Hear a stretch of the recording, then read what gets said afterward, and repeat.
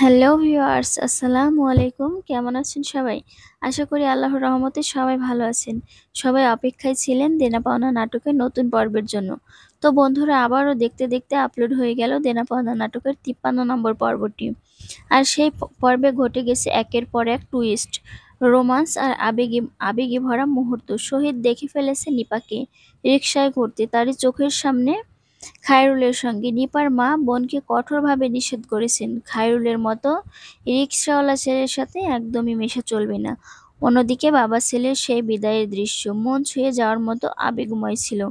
এই পর্বে শুধু নাটকীয়তা নয়, ছিল হৃদয়ের টানাপোড়েন, সম্পর্কের টানাপথ। আর এভাবেই শেষ হলো ৫৩ নম্বর পর্বটি। তবে এরপর কি হবে বন্ধুরা? এখন সবার মনে একটাই প্রশ্ন, ৫৪ নম্বর পর্বে কি অপেক্ষা করছে? খায়রুল কি সত্যিই হয়ে উঠবে একজন সফল ব্যবসায়ী? নিপা কি সাহস করবে সমাজের রীতিনীতিকে উপেক্ষা করবে? আর শহীদের প্রতিক্রিয়া কি বদলে দেবে সবকিছু? সব প্রশ্নের উত্তর মিলবে ৫৪ নম্বর পর্বে, যা আসতে চলেছে আগামীকাল বুধবার দুপুর ১২টায়, শুধুমাত্র সিনেমাওয়ালা এন্টারটেনমেন্ট ইউটিউব চ্যানেলে। যারা এখনও আমাদের চ্যানেলটি ফলো করেননি এবং যারা নতুন দর্শক, সবাই এক্ষুনি চ্যানেলটা সাবস্ক্রাইব করে নিন।